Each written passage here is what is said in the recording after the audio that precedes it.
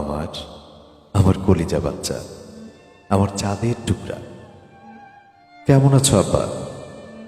পৃথিবীর বুকে বেঁচে থাকলে আজকে তোমার জন্য একটি বিশেষ দিন ছিল। কত কত স্মৃতি আমাদের।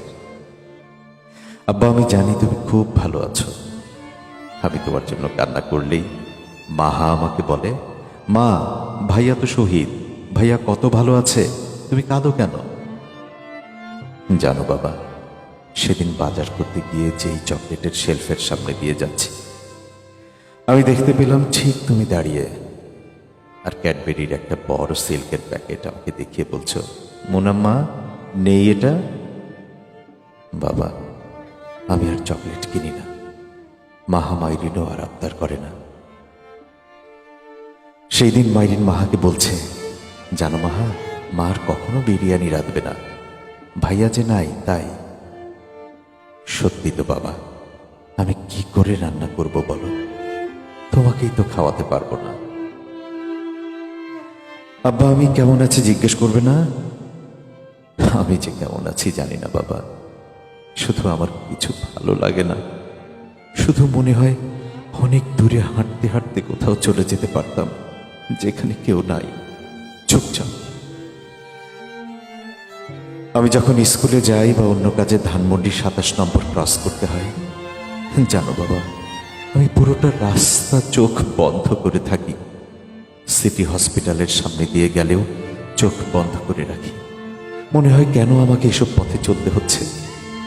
ধানমন্ডি 27টা এখন সবচেয়ে বিভীষিকাময় আমার জন্য।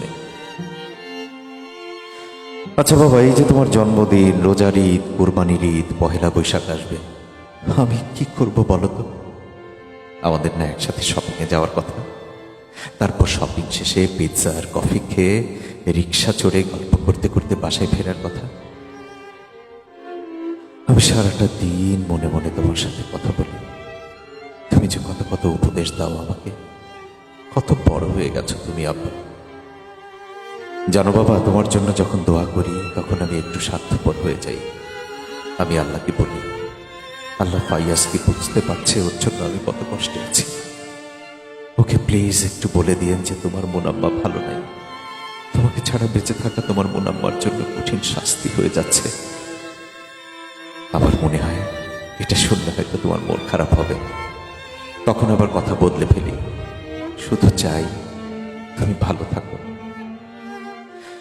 তুমি ইনশাল্লাহ অনেক অনেক ভালো আছো, কারণ যত মানুষ তোমার জন্য কেঁদেছে আর যত লোক তোমার জন্য দোয়া করছে, তুমি নিশ্চয়ই জানতে পারছো। মাতৃভূমির ক্রান্তি লগ্নে যেই ছেলে বীরের মতো প্রাণ দেয়, তাকে কেউ ভালো না বেসে পারে বাবা। সমস্ত পৃথিবী তোমাকে এখন চেনে আব্বা। অনেক ভালোবাসি বাবা, দোয়া রইল। শুভ জন্মদিন বাবা, তোমার মুনাম্মা, 12 সেপ্টেম্বর 2024।